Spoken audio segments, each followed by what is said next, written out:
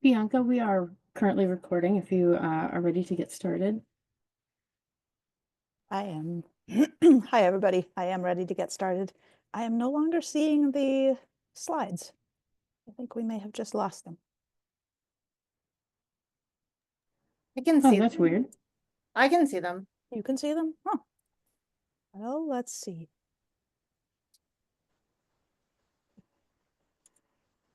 Sometimes technology messes with us.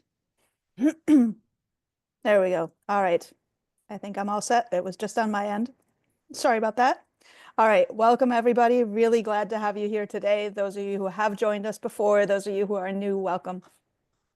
I'm Bianca Moebius-Clune, Director of Climate and Soil Health here at American Farmland Trust. And first off, I want to acknowledge our funding from USDA and NRCS that is making both this webinar and the work that we are discussing today in this presentation possible. So thank you very much to NRCS for the funding. I also want to acknowledge our collaboration partners for this webinar series and the project that funds it. So USDA's Agricultural Research Service, we are working closely together, and they are represented here today by Dr. Kristin Trippe, and also Rachel Bashiri is here with us. And we have from US Biochar Initiative, Executive Director Myles Gray. So we're really excited to have our partners here with us and to get the 8th webinar on its way. This is the Practical Biochar Implementation Series, and today we'll be discussing guidelines for implementing on-farm research trials with biochar and how we're using these in our national project that's implementing 35 trials across 8 states with an NRCS Conservation Innovation Grant Program. So really excited to do that. A quick update though, Dr. Debbie Aller, who was going to be with us today to co-present, is unable to join us due to an unexpected but very joyful event. She is welcoming a new baby a few weeks earlier than expected, and so we are very happy for her and send our warmest congratulations. We will miss her insight. But Aysha has expanded her presentation to ensure that we provide you fully engaging content. And so we've built in some extra time for extended Q&A at the end, and we will have lots of insights from the whole panel that's here today. So really excited to get this on its way. Couple of logistics. We are recording this webinar today, and we'll add that recording to the toolkit. Live transcript is enabled for closed captioning. Please do feel free to put your questions in the Q&A at any time. After Aysha presents, we'll then turn to all of your questions and build on the conversation. I want to call out our evaluation survey. We very much hope that you all take a minute to fill it out. It's really important to us. We take your input very seriously. We want to hear any and all suggestions for improvement. And also, if you have thoughts on topics that you think we should cover, if you have questions that we should address in this or future webinars, we definitely want to hear all about that. I want to take a moment to introduce American Farmland Trust. We are a nationally connected nonprofit organization taking a holistic approach to agriculture. We work at the interface of the land, the farmers and ranchers who manage that land, and the agricultural practices and systems of practices that they use on that land. Since our founding in 1980, AFT has helped build land trusts and other farm protection programs across the country, protecting about 8 million acres across the countryside of agricultural land.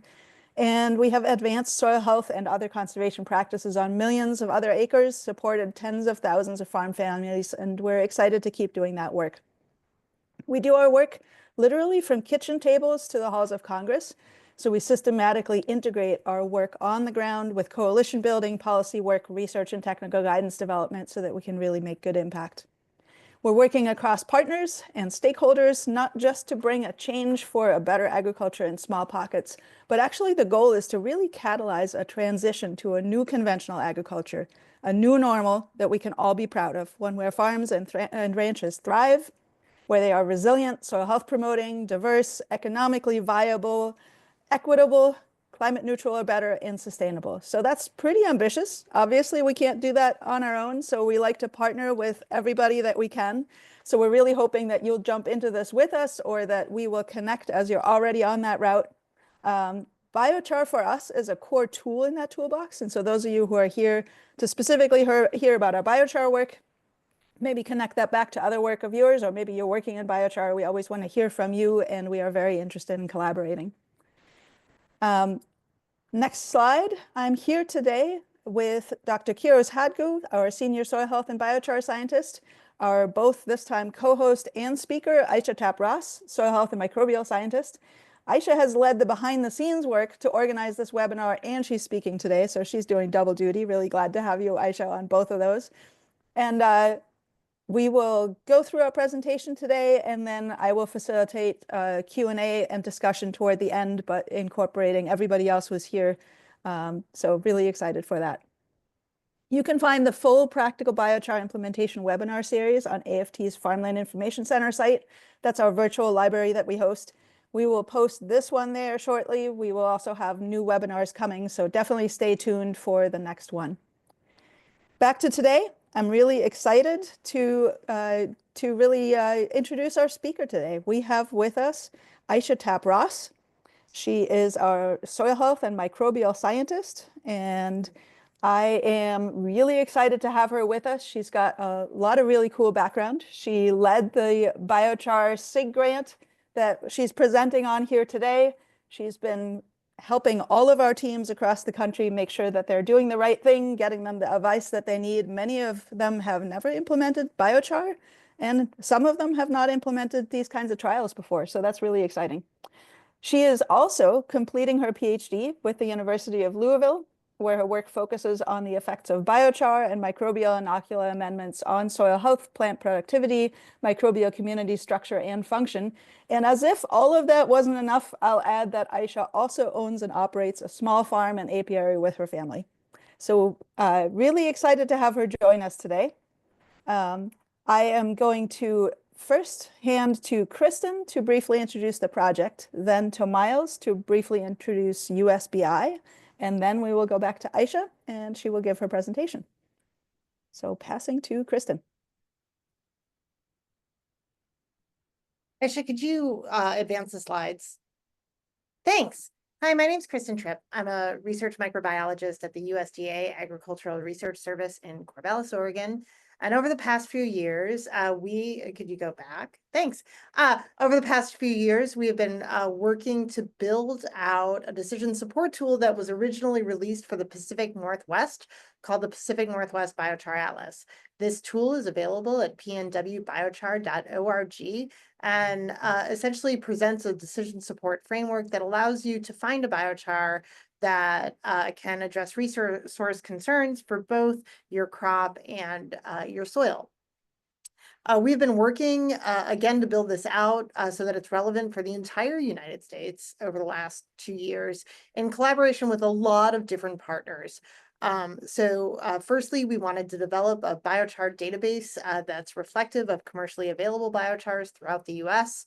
We've been doing that in collaboration with about 10 USDA laboratories scattered all across the United States.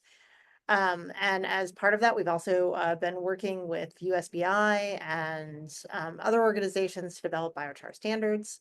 We've been trying to develop greenhouse gas and carbon models in collaboration with Washington State University, expanding the map and the crop functions of the atlas, working with Oregon State University. That work is just about finished. And then, of course, reaching out to farmers, conservation planners, and biochar producers, working both with American Farmland Trust and USBI. I'm really excited today to tell you that we do have a beta version available of the National Biochar Atlas. I believe Rachel's going to put that link in the text. I would love for you all to go check it out and then deliver feedback back to me at kristin.trippe@usda.gov.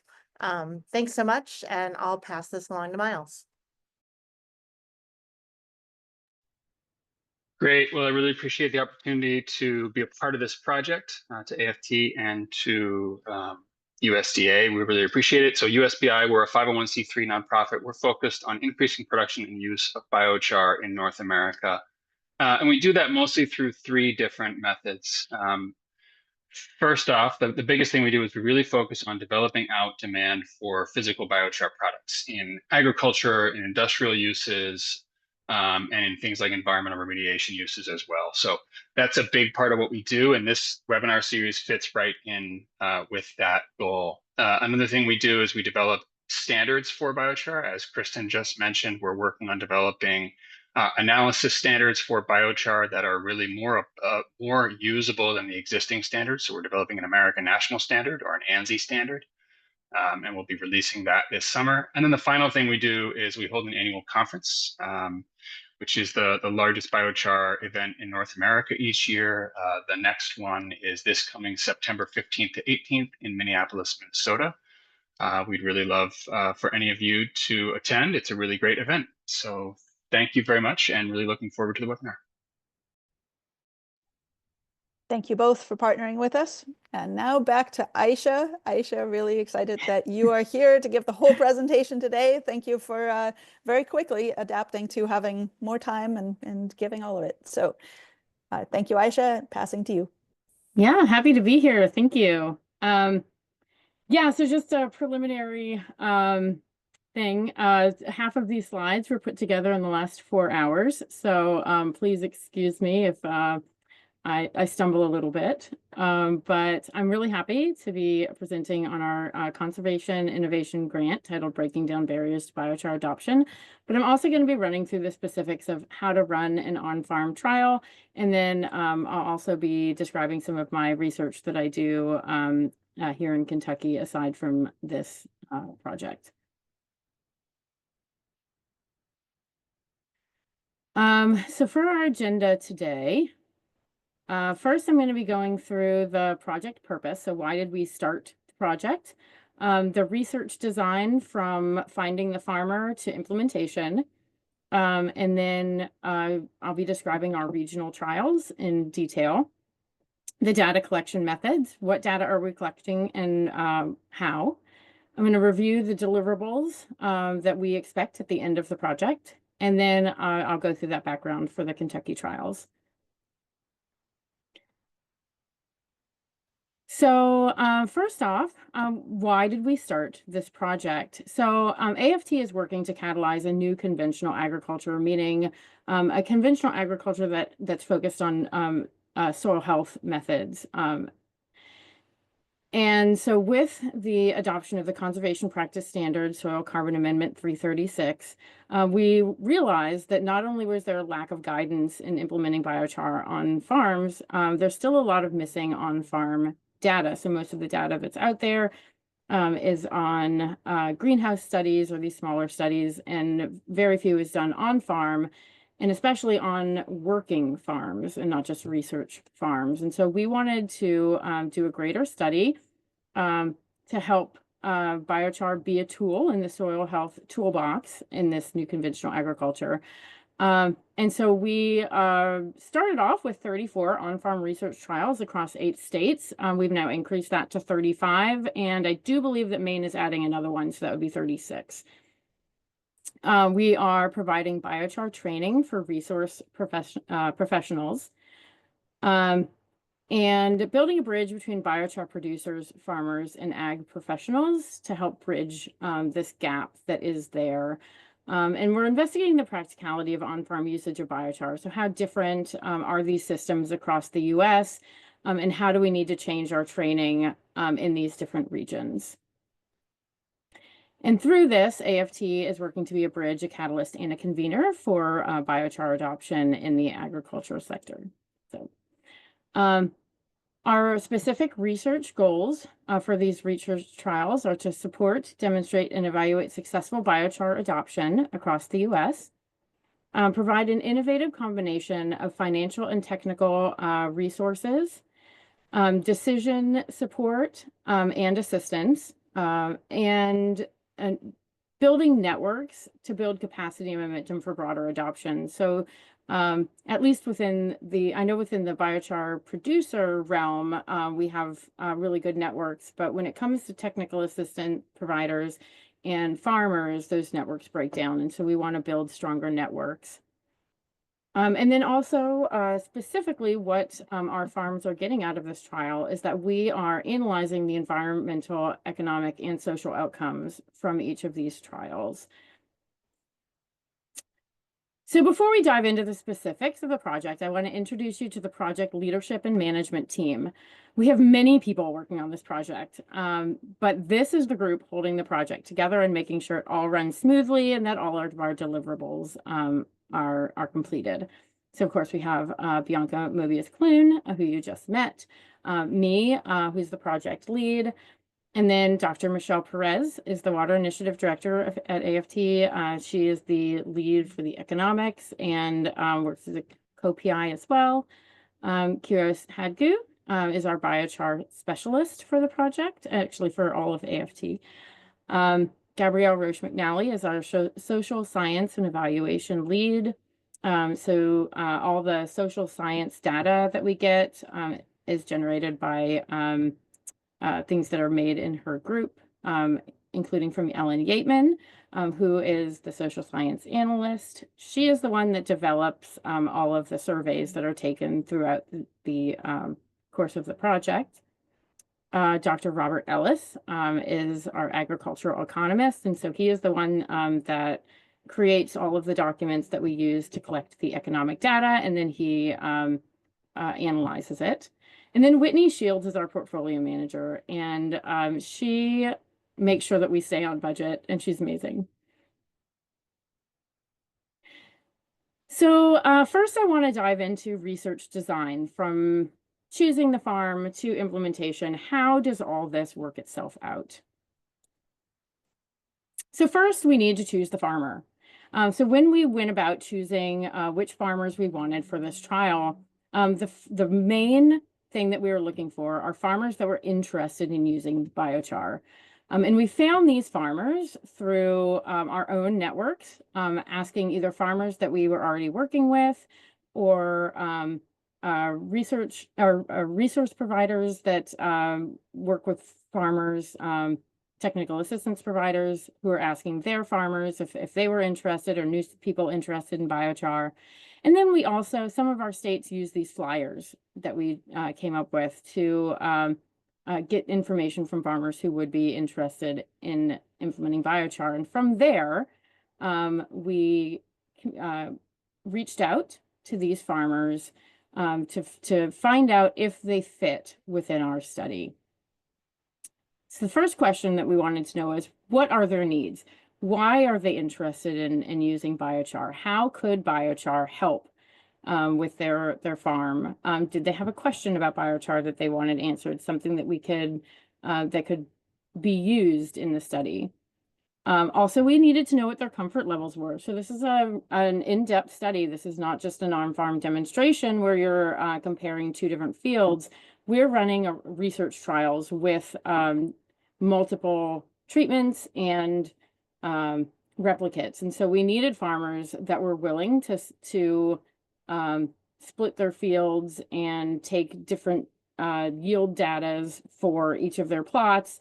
And so who were willing to go to that extra effort for this project.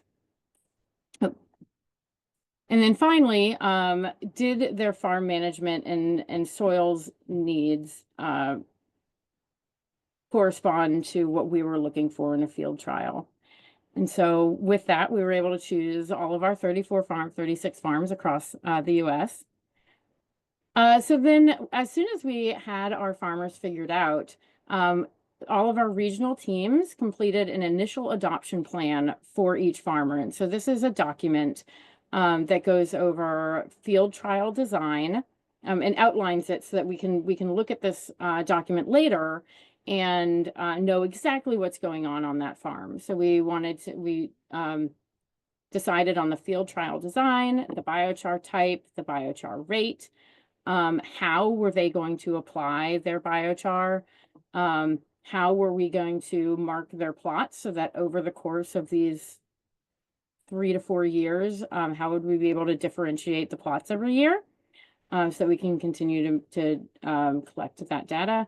And then what is the best way for them to communicate? Because for those of you who work with farmers, sometimes communication is one of the most difficult parts. And so we wanted an actual plan for what kind of communication the farmers were most comfortable with, how is the best way that, to reach out to them so that they could respond. And so all that is written down in these initial adoption plans. So when looking at the field trial design, there's several things that we needed to know. First is, what question were we asking? So were we just asking, is there improvement with biochar? So we'd be comparing control versus just biochar alone. Or did we want to look at different types of biochar? Do we want to look at how rate affects the measures that we were taking? Or were we adding other soil amendments to it? Were we adding compost or something else that we could measure? And so that would determine how many treatments we would have within each of the fields. Also, how comfortable was the farmer with doing treatments? So once we got to the step, we knew that there was at least going to be treatments and controls in replicate. So the farmers were going to have at least 6 plots that they were going to have to deal with. But in determining if we were going to add extra treatments, we needed to know how comfortable the farmer was with that. Because there's a large difference between 6 plots and 12 plots. So we wanted to make sure that we weren't over-encumbering the farmer by adding 4 treatments and 4 replicates when they wouldn't be comfortable with doing that in the long run.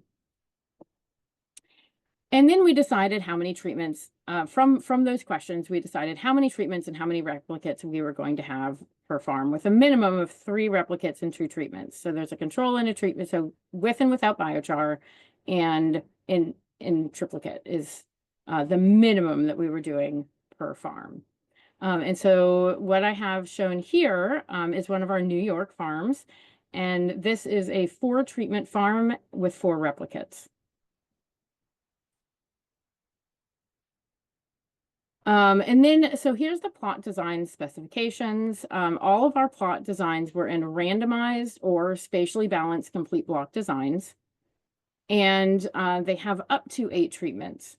So most of our farms only have 2 treatments, but our Nebraska farms are a little bit more in depth, and they go up to 8 treatments.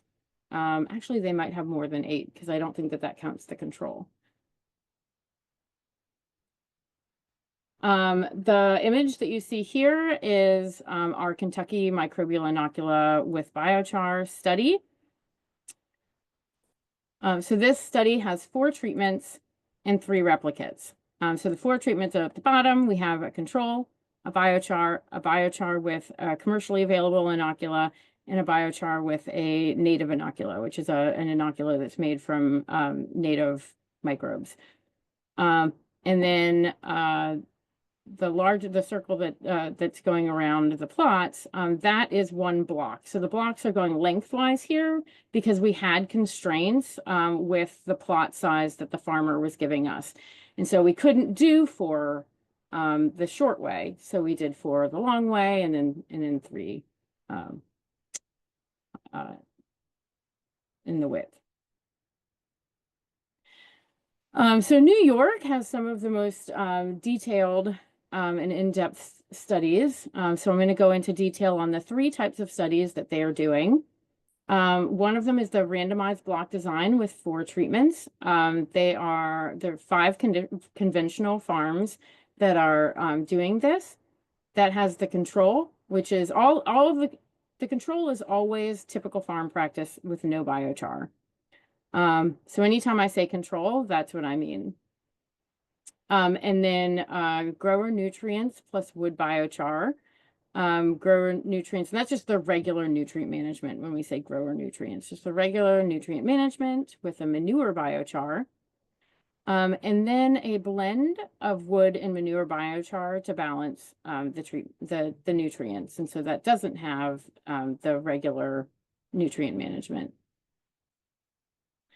The second type is the randomized block design with 3 treatments. These are for the organic farms. The organic farms can't use manure biochar, And so we just did the difference in timing with wood biochar. So we have the control, and then we have a wood biochar applied in the fall over a growing cover crop. And then we applied biochar again this spring. And so we're comparing the two biochar application times to see if there is a difference. And then finally, there's a small vegetable farm. This is one of our added farms. This is the 35th farm. And they are a randomized block design with 3 treatments as well. They have a control. They're looking at wood biochar with compost at a 25-75 blend, and a wood biochar and compost at a 50-50 blend. And so we're seeing if the difference in blends between biochar and compost makes a difference. And then with our other trials, Maine is doing PFAS remediation with different types of biochar. So this is an example of one of their field trial setups. So they have so lengthwise is their blocks, and they have 5 treatments with 4 replicates. Nebraska, like I said, is doing 8 treatments. They're doing 4 nitrogen rates with and without biochar. Oh yeah, so the first nitrogen rate would be 0. So that would be like their control is 0 nitrogen with 0 biochar. And then California is doing biochar. They're doing at least 1 trial of biochar with compost. And then all the others are just the control and biochar, seeing if there's a difference if you add biochar. And this is an example of what that looks like. There are 2 ways that we're doing this. One is if it's a smaller field, we split it in half so that the blocks run lengthwise. And then the other way that we do this is just having all the plots next to each other. And so one block would be 2 adjacent plots next to each other.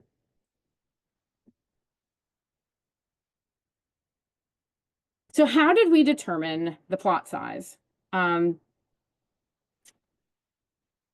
So the first thing that we take into consideration is the field size. How much field are we working with? Do we have the ability to have all of the plots lengthwise, or do we need to split the length in half or into smaller sections and do the plots that way? And then what is the size of their machinery? And so this is the biggest question as to determining how big the plots are going to be. There's 2 times that we need to consider the size of the machinery in this trial. The first is with applying biochar. So in this picture, you can see that while the machinery is one size, the biochar is being distributed in a much wider range than how the width of the machinery. And so we need to know how wide is that biochar going to be applied? What is the width of that application? And then the other thing that we need to take into consideration is how big is their machinery that is their harvesting machinery. Because we are taking yield measurements every year, and so we need to make sure that whatever plot size that we choose falls in line with their normal harvesting. And so we don't want one plot to be the width of, like 1.5 of their typical harvest width. So we took those 2 things into consideration. And then finally, the third thing is we have a company, well, I'll be talking about this in a minute. We have a company that is coming out to do soil carbon mapping, and they are not used to doing plots like we're doing. They're used to doing just whole fields. And so they gave us a parameter of a minimum of 30 feet wide if we want the carbon mapping. So with the smaller farms that were unable to do 30 feet wide per plot, we're not getting the full mapping that you'll see in a minute. But with the larger ones, we did have to have that minimum of 30 feet wide plot width. One of the big questions that we get is how do we decide biochar type? And it's more than just the feedstock. So feedstock is a big one, but also the temperature and the size of the biochar. And a lot of that is going to be determined by how they're planning on using it. So the first question we ask is, what is locally available? One of the largest expenses with biochar is the transportation cost. And so we want to make sure to get biochar that is as locally available as we can get, because, you know, the farther out you get, the more you're going to pay for the shipping, and you're also just, you know, adding to the carbon output from, you know, these trucks going long distances. And so we really don't want to do that. So we want to look at what is locally available to you and what outcomes do you want. So do you want to add nutrients? Do you want to increase your water holding capacity? Do you want to foster microbial communities? Do soil remediation? All of these questions, so each of the types of biochar, feedstock, temperature, size, will do something different. And so you want to make sure that you're getting a biochar that will do, if it won't do exactly what you want to do, it will at least be close to what you want to do.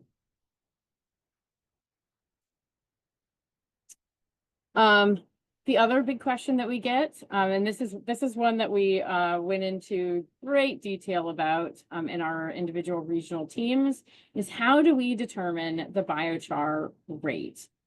And I think, yeah, this is the one that we had the most contention with. The first thing that we need to take in consideration is the budget. How much do we want to spend on biochar?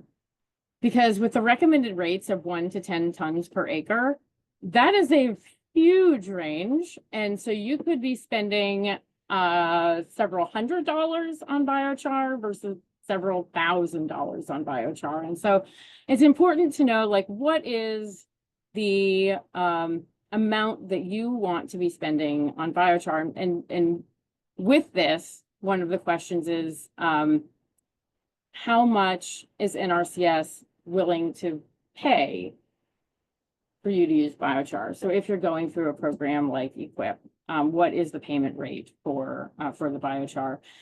And if anybody knows that, we'd like to know, because we've been asking our NRCS people and everybody seems to be giving us a different answer. So, so first you figure that out. And then when we were figuring out what each of our field trials was going to be applying, we looked at the rate. We based that rate on either the phosphorus content or the carbon content of the biochar.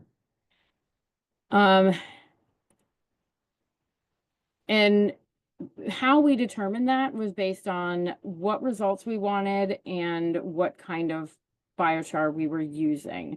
So the only trials that we focused on the phosphorus content of the biochar was in the ones that we were using the manure biochar. And so if you're using a biochar in order to get the nutrients, to use it as a nutrient amendment, then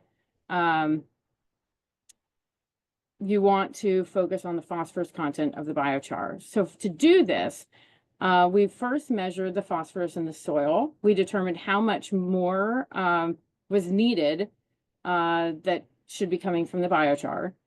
Then we used the phosphorus content of the biochar to determine the rate to ensure we were getting the appropriate amount of biochar. And so Debbie Aller, who is supposed to be talking, actually did a calculator for us to help us determine how much we should be using. Yeah, so it was to make sure that we don't go over the detrimental levels of phosphorus. And so it was just using phosphorus content for both of them. And then most of the other farms were relying on carbon content. So for this is where things got a little hairy, because it's a little arbitrary.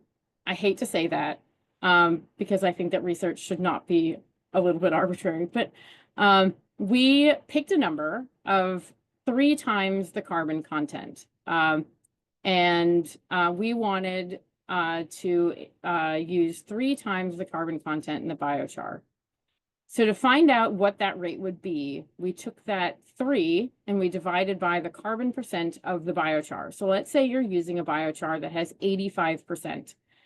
We divided 3 by 0.85 and we got 0.361 tons per hectare, which would end up being, oh, that should not say tons per hectare. It should be 1.46 tons per acre. That should be an acre.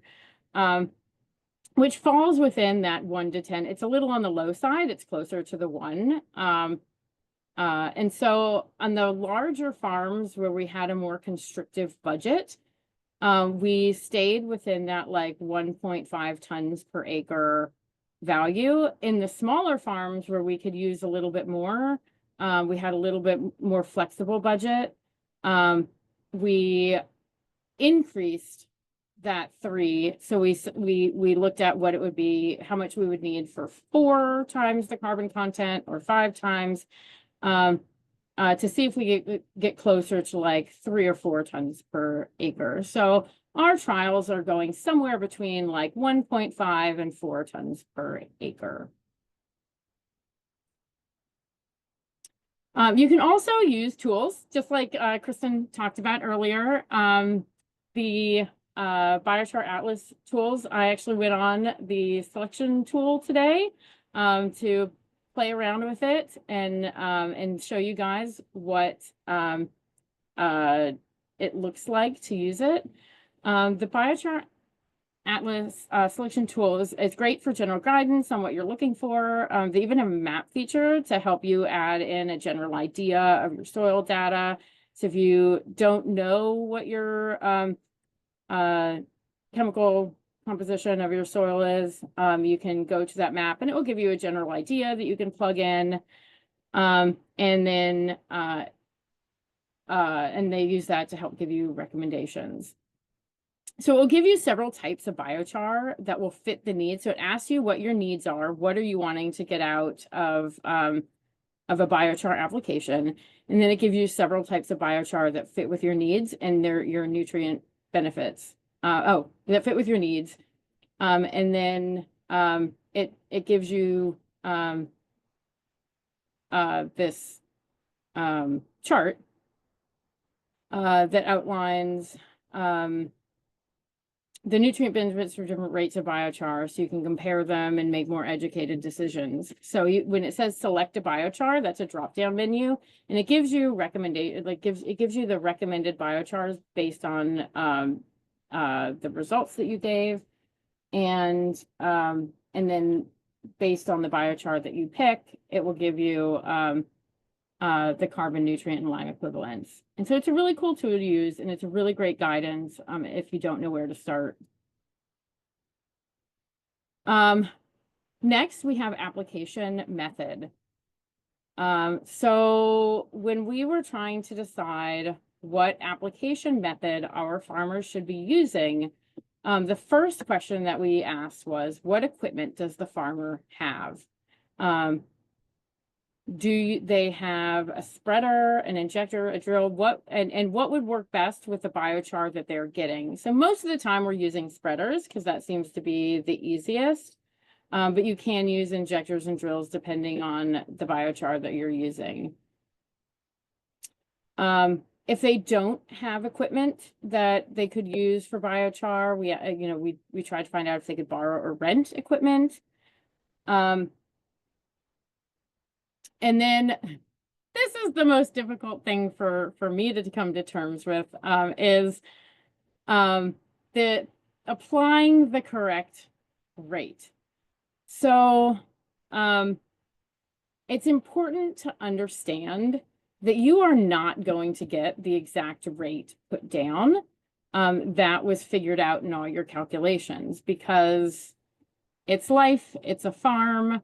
And, you know, unless you have very intricate scales, and you measure it out exactly, and you know exactly the rate that your spreader is spreading, it's still not going to be perfect. So what we did was, based on the tons per acre rate, we would figure out how much biochar we needed per plot. And from there, we would either weigh it or use a volume measure of that weight based on the biochar's bulk density and moisture content to figure out how much biochar we needed to add to the equipment. But like I said, field trials aren't perfect. And so like sometimes the biochar got stuck in the equipment and we had to, you know, so it had heavier rate in one place and a lighter rate right next to it. But it's kind of like the general rate that we were putting down, because there is a huge difference between like 1 ton per acre, what 1 ton per acre looks like and what 3 tons per acre looks like. And there's really like, you're not going to mess that up. As long as you make sure that you're separating your biochar, and like, let's say you have 3 plots that are getting biochar, you know, as long as you order the correct amount and you separate that biochar into thirds and you spread it somewhat evenly in those plots, you're good to go. You're fine. My advisor likes to remind me quite frequently that field trials are not 100% perfect. So I will remind you of that as well. Okay. And then I'm going to show you a video. These are our New York farms. The first 3 farms on this video are comparing, hold on. Sorry. Okay. I can hear that. I don't know if you guys can, but I'm trying to mute it. Oh, well. So the first 3 farms are comparing biochar situations, manure and wood, or grower nutrient management conventional, versus grower nutrient management conventional practices. Yeah. So the farmers in this project are looking for ways to add organic matter and improve soil health. They want to promote biological activity in the soil. And they were concerned about nutrient tie-up with the biochar. So what's the cost versus the benefit? With our first farm, they used a lime spreader across different treatments. They based the width of the plots on their harvester. And the dark area on the final scene is the manure being spread, not biochar. The biochar plots were at the bottom part of the frame and not as dark as the manure application. So the second farm used vertical auger manure spreader. The biochar clumped a bit. It wasn't dispersed as smoothly as the lime spreader. And this was due to spreading in the winter. Yeah, so I might be going a little fast. Oh, yes. Okay, so this is the second farm. So they are spreading in the winter, and some of the biochar was frozen when it was applied. So applying biochar in the winter when it's been stored outside has this additional consideration that you need to be careful that it is not clumping. And ideally, you want to get biochar incorporated into the soil to avoid loss to waterways.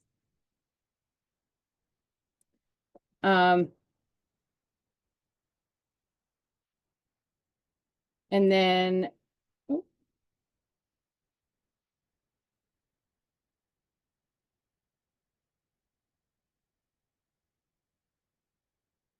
okay, yes. So organic farms cannot have manure-based biochar yet, so only wood biochar was applied to the organic farms. And they used a lime spreader. And then this is the White Feather Farm. This is the smaller vegetable farm. A much smaller diversified organic vegetables, and they had the compost mixed with 25% biochar and compost mixed with 50% biochar. And they applied with buckets because it was so small.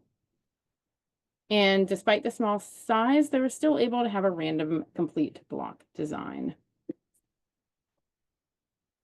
This farm used a lime spreader in winter conditions. They applied in winter to the frozen ground to minimize compaction. But there is a caution that this can lead to runoff of biochar during the thaw. So I hope that you enjoyed watching them apply that biochar. So now I'm going to go into our regional trials. Our regional teams. These are the personnel doing the on-the-ground work of recruiting farmers, providing the technical assistance for biochar implementation, and collecting all of the data that our national team requests from them. The next few slides, I'll be going over the details of each of these 8 states, their production systems, what they're studying, and what kind of biochar they are using. So first we have California. They have a total of 4 trials. They're doing 1 almond orchard and 3 vegetables, garlic, cabbage and daikon radish, and tomatoes. All of these are located in the San Joaquin Valley. Their objective is to look at biochar in high disturbance soils and increasing the soil moisture. They're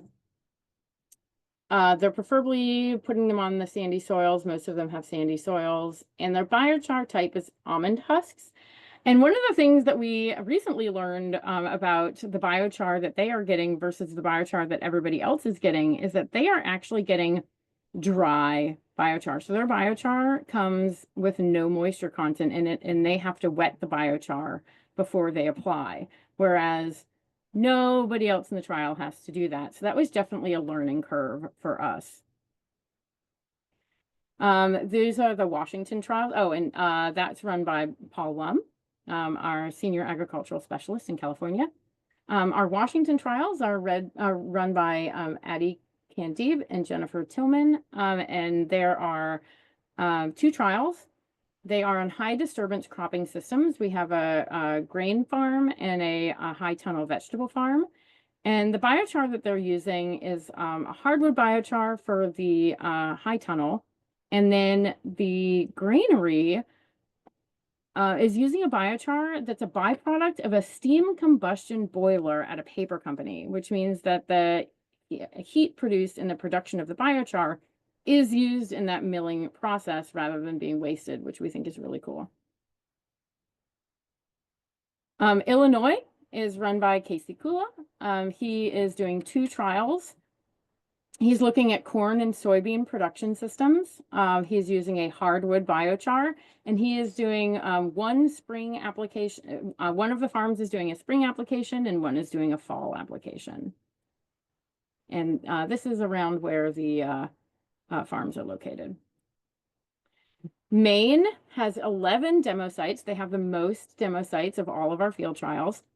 They have 6 in the spring and 5 in the fall. They're doing potatoes and other high disturbance vegetables, and they are collaborating with the University of Maine to explore PFAS remediation. The biochar that they're actually using 2 types. One of them is the hardwood biochar, and the other one is biochar that's better for PFAS remediation. It has smaller particles, so less than 4 millimeters. And those trials are run by Alyssa White, our New England Deputy Director, and Sarah Kellerman. Massachusetts is also run by Alyssa White and Kara Roselle. She has Kara's running 2 demo sites. They're both on high disturbance vegetable systems. The biochar type is hardwood, and she is doing 1 farm in the spring and 1 in the fall. Nebraska is probably our most in-depth study. We are collaborating with the University of Nebraska in Lincoln with Guillermo Balboa. And the research question is, does biochar increase water and nitrogen use efficiency and reduce into emissions volatilization? I don't know why I skipped on that word. And nitrate leaching. And so we have 4 trials located near Lincoln. They're testing the precision agriculture on corn and soybean farms. And the proposed treatments are 4 nitrogen rates with and without biochar on contrasting soil types within the field. And so theirs is going to be a lot more intricate of a study than the rest of them. In Kentucky, I am running those trials. We have two trial farms. One is on rice. It's actually SRI rice, which is really cool. It's a rice that doesn't use flooding. And we're doing grazing. With the rice farm, this is actually going to be my third chapter of my dissertation. We have two objectives. One is to compare the crop and soil benefits of native and commercial AMF inocula when used alongside soil biochar amendments. And then the second objective is to identify changes in soil microbe abundance, diversity, and activity associated with these amendments. And we will be using a hardwood biochar. And I'm actually going to go into greater depth on how we came to these objectives at the end of my presentation. In New York, the trials are 5 conventional farms with corn, soy, wheat, processing veggies, and alfalfa and grass, 2 organic farms, and 1 small-scale farm. We've already went over those, and the same trial designs as before. So for data collection, we are using a company called Earth Optics. Earth Optics is mapping soil carbon stocks across the area before application and then at the end of our study, which will be about 2 to 3 years after application. This first image is a general map of a small vegetable farm in New York. While this is a map of one of the other fields with the plots integrated into the map. From this sampling, we should be able to assess the net increase in carbon stock from biochar application and the effects of the presence of biochar on soil carbon sequestration by the system, such as through any potential negative priming or biochar facilitated carbon sequestration from other practices. So with soil sampling, we did, like I said before, randomized plot design, 3 to 4 replicates each treatment. So when we go and sample each of the plots, we pick a main location per plot, and this, the main location, we collect the GPS coordinates of that because that's the main location we are going to return to when we sample at the end of the project. And then we take, 4 subsamples per, we take the main location sample and then 4 subsamples. So it ends up being 5 altogether.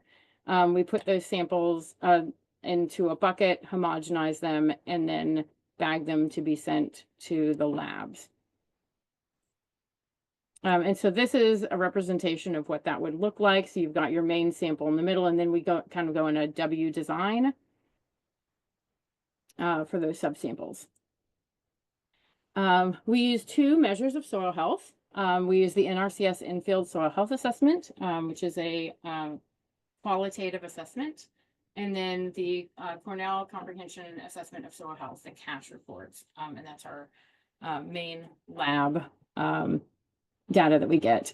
And then if you're for any of the farms that are outside the New England area, we also have them sent to local labs to provide more regionally specific nutrient recommendations. So this is an example of what a CASH report looks like. It's a quantitative analysis of physical, biological, and chemical properties known as soil health indicators. So they take the raw scores or the raw values and then rank them into a score, and that's based on the soil texture class as well. So they compare that to other farms with the same similar soil texture class. For the economic data, we take annual field operations data. Robert, our economist, put together these field operation worksheets. The trial year starts and ends with the cash crop termination. So when our previous projects, we were running the calendar year, but that got confusing. So we started just going with the day after the cash crop is terminated or is harvested. That is the start of the new year, and then it ends the day that the next cash crop is harvested. And the operations sheet data includes all aspects of biochar economics, including the cost, application rate, transportation distance, and transportation cost, and any and all machinery field operations from planting, spraying, harvesting, and other soil activities like cover crops. Additionally, we collect key planting data for seeding rates, costs, and starter fertilizers. For chemicals, we collect the chemical name, type, purpose, and application rate, along with the machinery used for application. For harvesting, we collect the yields for each of the plots and provide space for operator input in the case that any mistakes or problems have occurred. And then finally, if they do implement a cover crop, we collect the planting type and rate and chemical application cost and rate. And then we collect any information on termination or use of the cover crop. We also take social data. So the social team recently launched a national biochar survey earlier this year. The survey gathered information from farmers already applying, including their motivations, challenges, and experience in terms of application rate, cost, type, source, etc. And this will help with future decision-making within the biochar industry. The survey ran from January to March and received 509 responses, 367 of which were farmers. Some of the responses we've gotten from farmers applying biochar are, I've only used it for 3 years, but I've seen a great improvement to the land where I apply. Half of our land is an orchard, so I use our apricot prunings. Wish I could apply more. And biochar has transformed my farming. Our farmers in the project are also completing a baseline and final soil indicator survey, social indicator survey, in order to evaluate the project's effect on participants' attitudes, awareness, and interest in adopting biochar. And then finally, as part of the project, we're holding field days to help introduce farmers and resource professionals to the idea of using biochar as a soil amendment.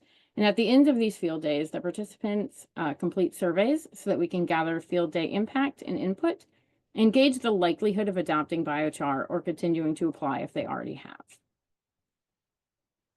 And so now I'll go over the project deliverables. So what are we expecting to come from this at the end of the study?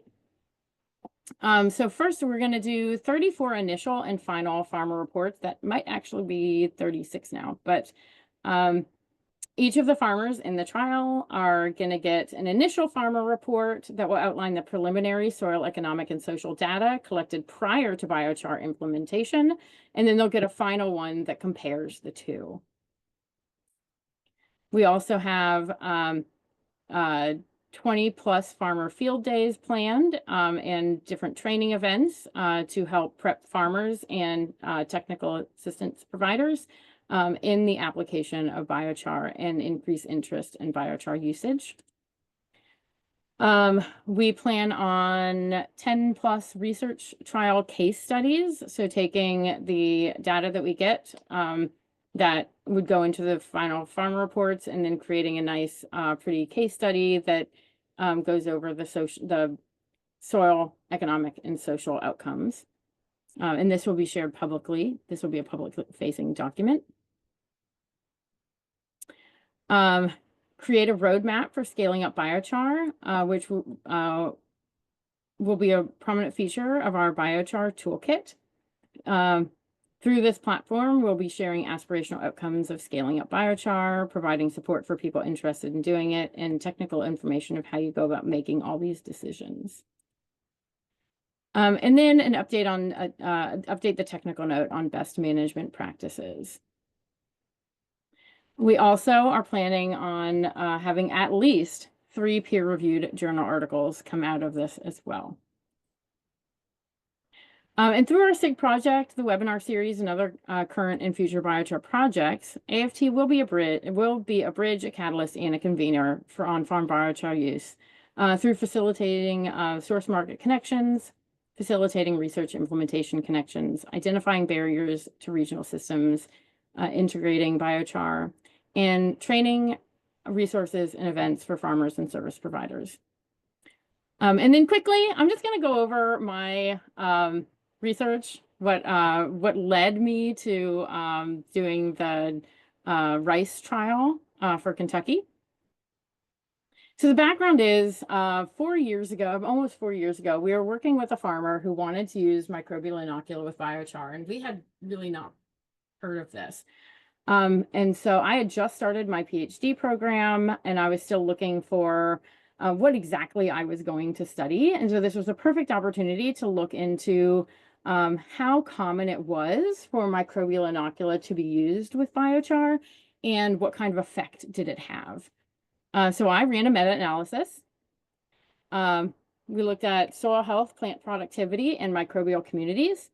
And we compared no treatment versus biochar to biochar against biochar plus inoculum. And so the line in that middle is using biochar alone.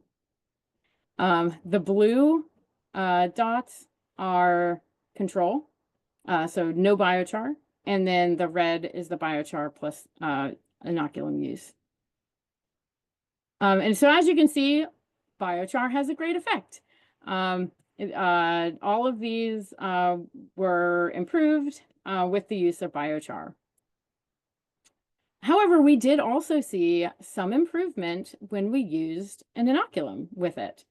But I wanted to look at that just a little bit further and see exactly what was happening.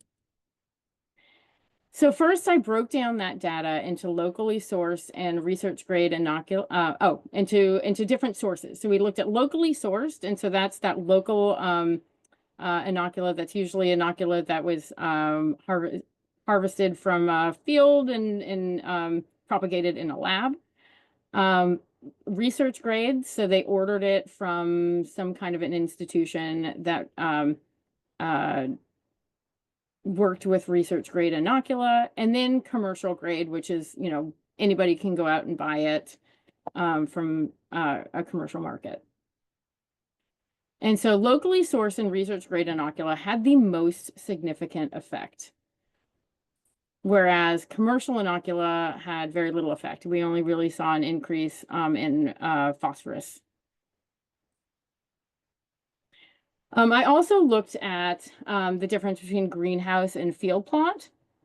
And as I said before, greenhouse studies were far more common than field plot studies. So we, of our 56 studies that we were looking at, 43 of them were greenhouse and only 13 were field plots. So we definitely need more research actually on farms. But as you can see, the greenhouse experiment showed the greatest increase in indicators, whereas the field plots only showed an increase in plant productivity. And so I wanted to look at the use of commercial and native inocula on running farms. So I ran an urban farm trial in Louisville, Kentucky. The question was using our bruscular mycorrhizal fungi to enhance benefits of biochar amendments in sunflower systems. So I used a commercial inoculum and an inoculum made with local or with native microbes. I should say native and not local. And so the one with the local the native microbes is Mycobloom, which you might be familiar with if you're familiar with microbes. And so I used a random block design for treatments for reps. So we had control, so nothing, biochar plus commercial inoculum, biochar plus native. And then we collected crop productivity measures, so plant height and germination, flower diameter, plant height, and above ground biomass. And we did plan on measuring average seed size and seed weight, but most of the seeds were eaten by the time that we harvested, so that was not something that we were able to do. And then we also took soil chemical analyses, including heavy metals. And we looked at fungal colonization, and we're still processing the fungal colonization. We're looking at root staining to measure hyphal length and extradial hyphae within the soil. And so we do have some preliminary data. This is like, I just ran a graph to show my advisor. So it's not super pretty like the other graphs. It's not like publication ready, but we can see that more plants are growing in the plots with the native inocula. This is germination rate by treatment. And so more of the plants germinated in the soils with the biochar and the native inoculum, which was really cool to see. However, with the dry biomass, there was no significant difference, which can be, which we interpreted as saying that even though there's an increase in plants within the plots, there was not an increase in competition between those plants. Okay, so thank you very much. I hope you enjoyed the presentation. Thank you, Aysha. So I'll remind everybody again, please do put your questions in the Q&A if you haven't yet. We've got a couple of questions, so we'll start with those. So far, we've got some biochar specific questions. We've got some soil health assessment methods questions, and I'm sure there's more questions out there for Aysha that haven't come in yet, but you just presented some really cool results. So very exciting. First question that's more sort of biochar specific. There was someone asking, from your experience so far, is reapplication needed seasonally or periodically? So Aysha, have you run across that in the literature? And then maybe others can chime in as well. Yeah, so most of the literature is just on a one-time application, but there is evidence that multiple applications are more beneficial. And so even though we're only doing one application on our farms, we are encouraging them to continue applying, maybe not every season, but every few years. So definitely after the trial is done, reapply. Turning to the others, I know, Kristin, you've done research in the space for a long time. Myles, you are engaging with biochar producers all the time, and that means those are engaging with farmers. I'd love to hear from both of you if you have additional insights on this question. Say that I think the challenge with repeated application, especially in no-till systems, is that it's best to incorporate the material. And so if you're going to do that under a minimum tillage kind of regime or paradigm, then multiple applications don't make a lot of sense. So you really want to balance your soil health practices so that you're reducing disturbance and applying at the same time. I will say that there's several people who have tried to put it into drills and apply sort of minimal amounts at the same time. That seems to be successful depending on the size of your biochar. So again, I think it just depends on your system, your goals within your cropping system, and your ability to pay upfront for a lot of biochar. You're making some really good points there, and they all kind of come back to one of the core tenets of soil health management systems. If you're adopting a soil health management system, you have to adopt that system within the context of the farm, the soils, the climate, the needs of that system, the goals of the farmer, the equipment that's available, right? There's so much to each individual farmer's context. And so questions like this, we always have to look at them in the context of that production system and how that fits with what they're doing. If it's an orchard, maybe it only goes in right when they're planting the orchard, or if it's an old orchard, well, at what point is the best time to apply it? If you're in a highly disturbed system and you're generally disturbing anyway, then you have lots of opportunities to apply. Myles. Yeah, I'll just say, one of the issues with this entire question about repeated applications or single applications is that there isn't a lot of research out there that really tracks longer term use of biochar. So most research projects are funded for some period of time. It's rare to find any research that's funded for more than 4 or 5 years. That's extremely uncommon, right? Or any sort of research to be more than 4 years. And even that's pretty long. So there's not a whole lot of great data out there for longer term effects. Anecdotally, I've heard from different farmers where the first year the benefits are actually not dramatic, and the later effects of biochar are more impressive over time. My interpretation of that has always been sort of twofold. One is that there is a small part of the carbon in biochar that can degrade quickly. The vast majority of carbon in biochar is very slowly degradable. So it's not exerting any nitrogen demand, right? So similar other materials like straw, for instance, typically high carbon and nitrogen ratio materials are going to exert pretty strong nitrogen demand and immobilize a lot of nitrogen. So there is a small part of biochar carbon that can immobilize some nitrogen. So that can be a part of it. And the other part is that raw biochar tends to be less complex than aged biochar. Over time, biochar becomes kind of more chemically reactive, has more cation exchange capacity over time. That CEC value actually goes up with biochar as it ages in soil. So it sort of becomes more effective as a sorbent for different nutrients and cations over time.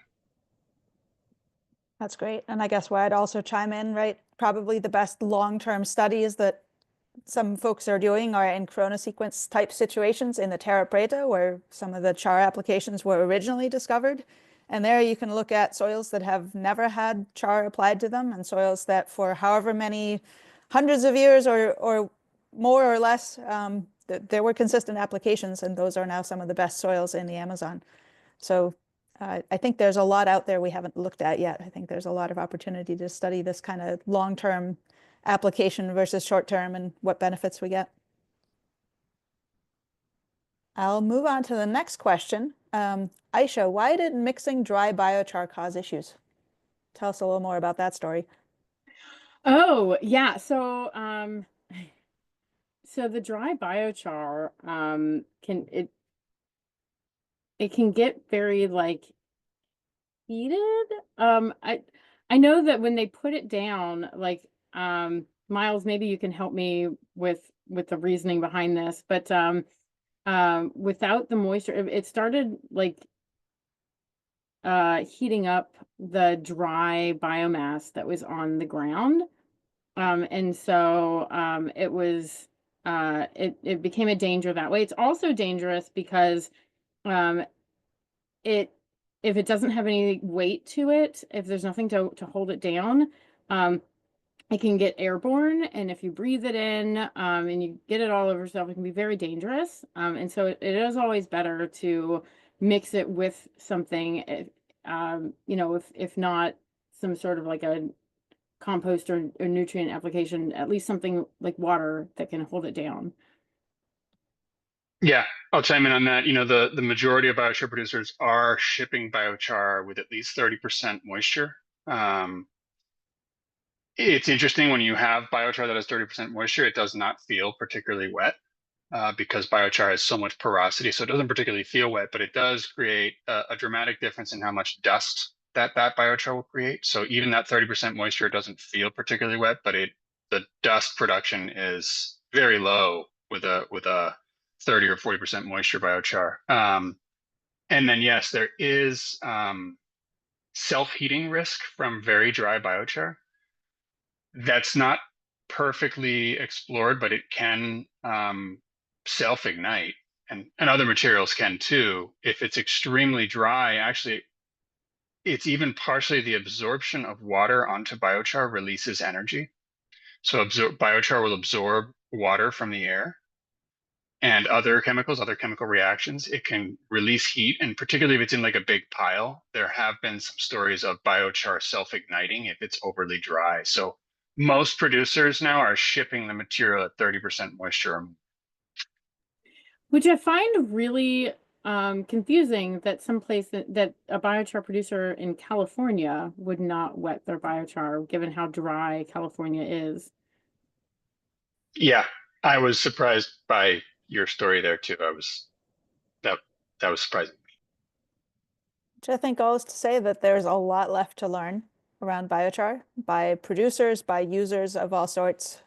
So I think these are the experiences that we want to highlight. Sometimes when we make mistakes, they're the best learning experiences. We got to get the word out there so that doesn't happen again.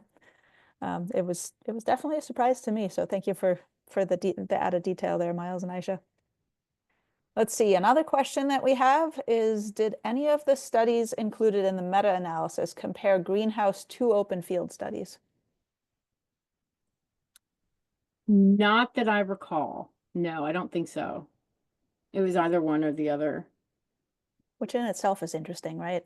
It seems like. Well, I mean, yes and no. I mean, they were specifically looking at the inoculum addition. And so I think there may have been one or two that did a greenhouse study and a field trial. But they didn't compare the two because they were different types of studies. That's interesting. Thank you. Next question. Does the American Farmland Trust plan to scale its work in other countries or climates? That's an excellent question. Do we plan to scale our work? Aysha, Kiros, what are your thoughts? I mean, I would love to, but I think that's up to the executive team. Yeah, I would say that, yeah, go ahead, Kiros. Yes, coming from Africa, I would love to, to expand our programs to Africa, Asia, and Europe and Latin America. So, yeah. It may be that we have those opportunities through partnerships. We Yes. have a standard trial design that we've been using and methods that we have now vetted and tested for just about 4 years.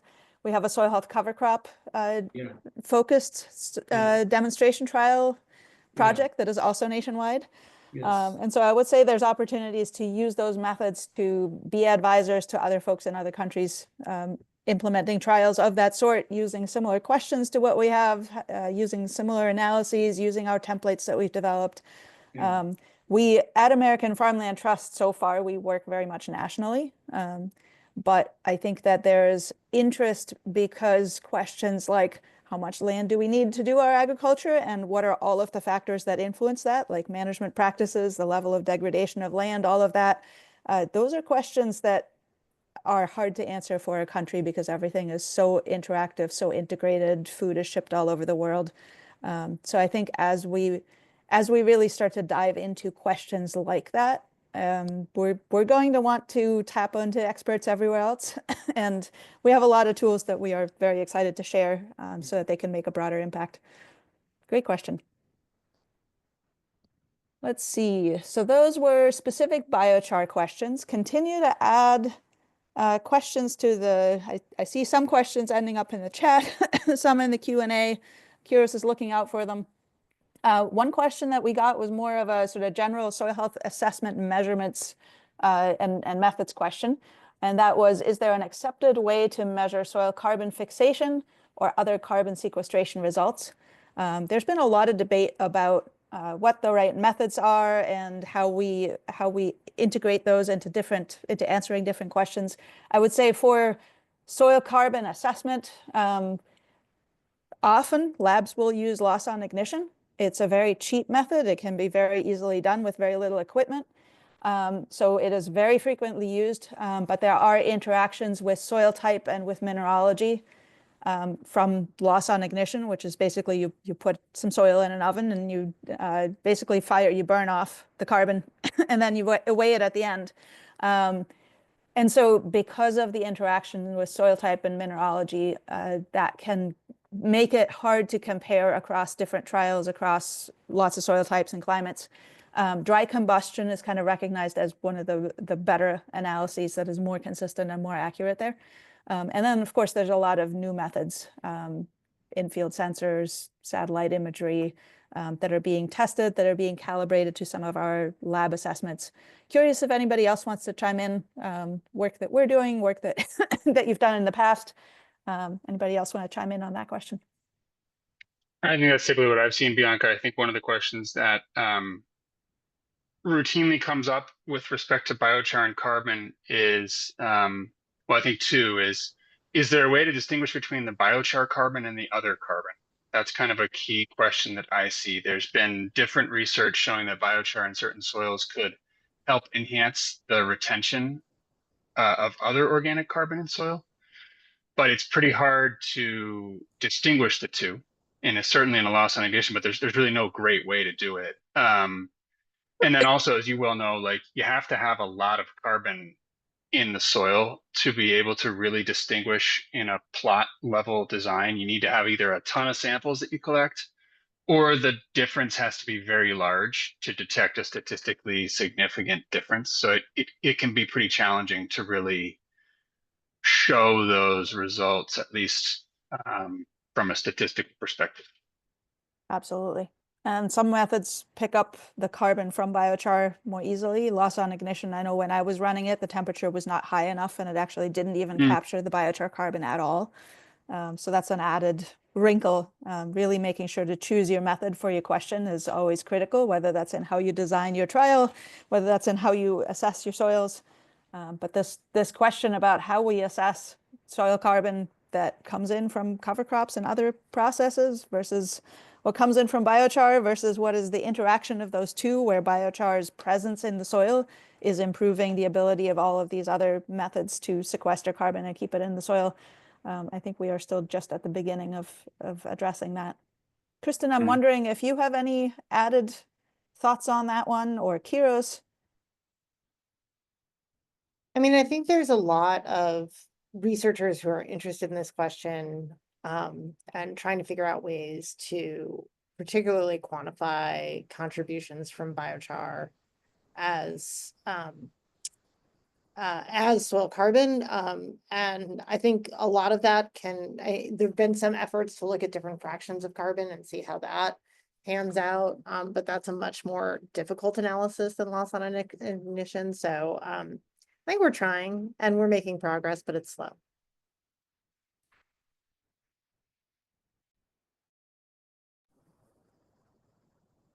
Thank you for that. Anybody else have thoughts on that one? I'm looking to see whether we have received more questions. Don't be shy, all. If you have a question, there is no such thing as a dumb question. We are always up for answering any and all questions because all of them are valid. So type them on in.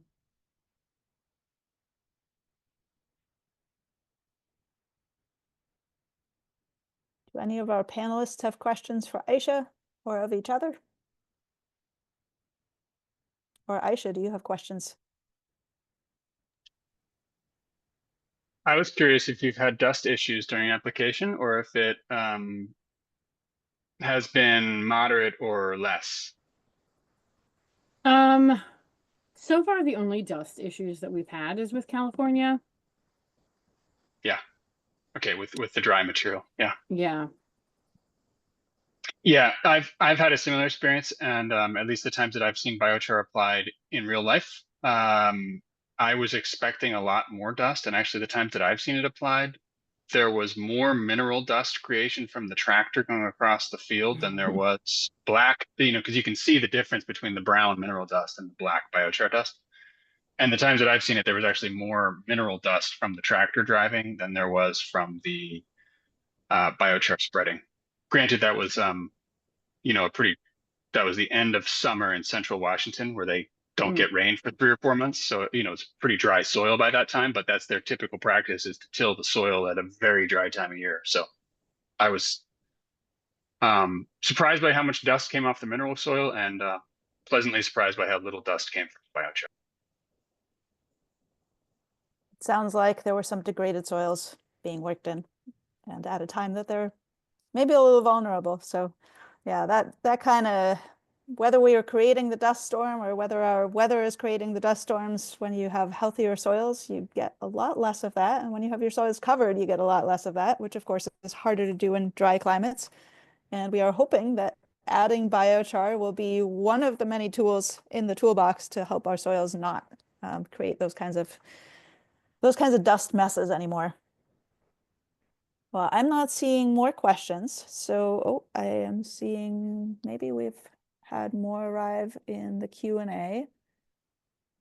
Great job to Aysha and the team, by the way. Let's see. Do you find you have to sell the idea of scaling up biochar to skeptics? Oh, hey, that's a good question.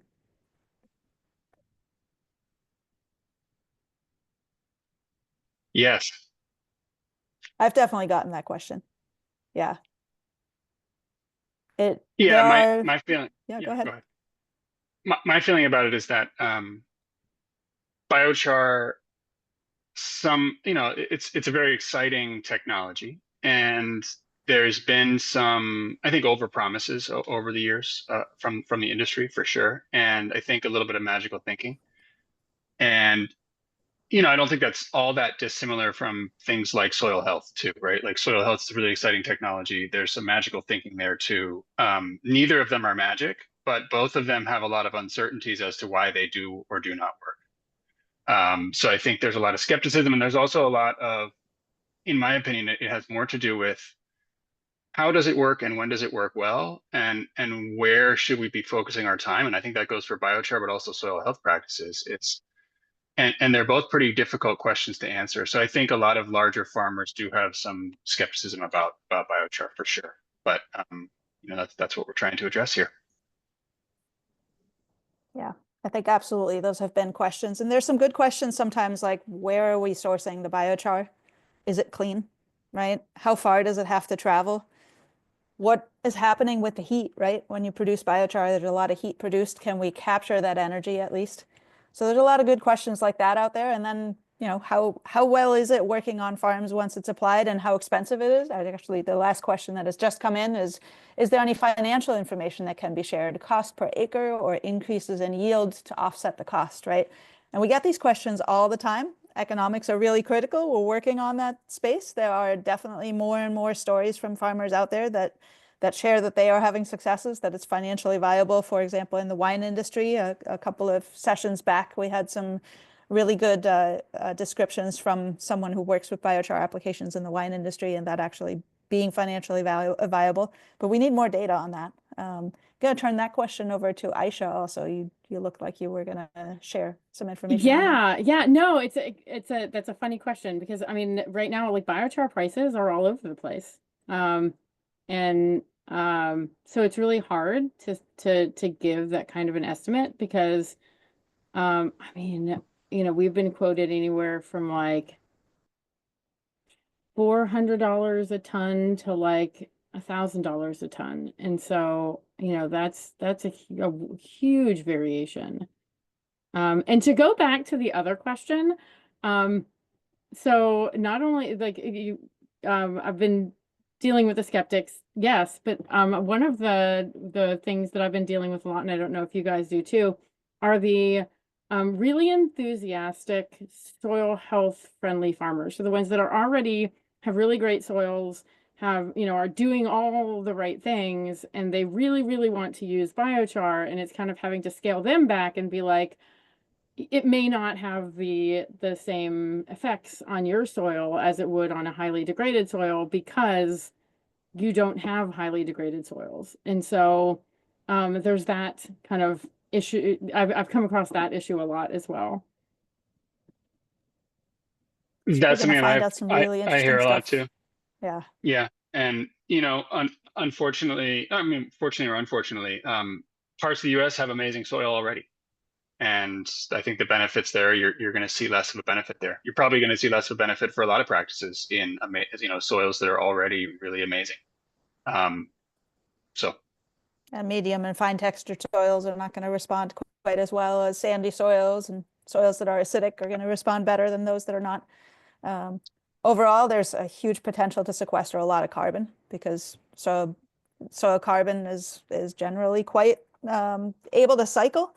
And biochar carbon is very stable in comparison to what we can bring in with cover crops or with residues or with crop rotations. So there's a lot of potential to pair all of the different ways that we can bring in carbon and really steward that carbon, both for microbial habitat and really provisioning lots of food for all those microbes, while at the same time storing that carbon and letting it do all the great things when it's stable. All right, I think that was the last question, and we are also at time, actually a slight bit past time, so I want to close us out. I want to encourage you all to please do go in and respond to our survey. I'll have one of you put that back in the chat, Aysha or Kiros, if somebody can put the link back in. We would love to hear from you. How did this go? What topics would you like to hear us cover? What questions do you have remaining? What worked for you? We always want to hear. Thank you very much for joining us today. Thank you for your time. We love having you join us on these webinars, and we will see you next time. If you're on the list, you will get the next webinar announcement. Thank you, everybody. Great. Thank you.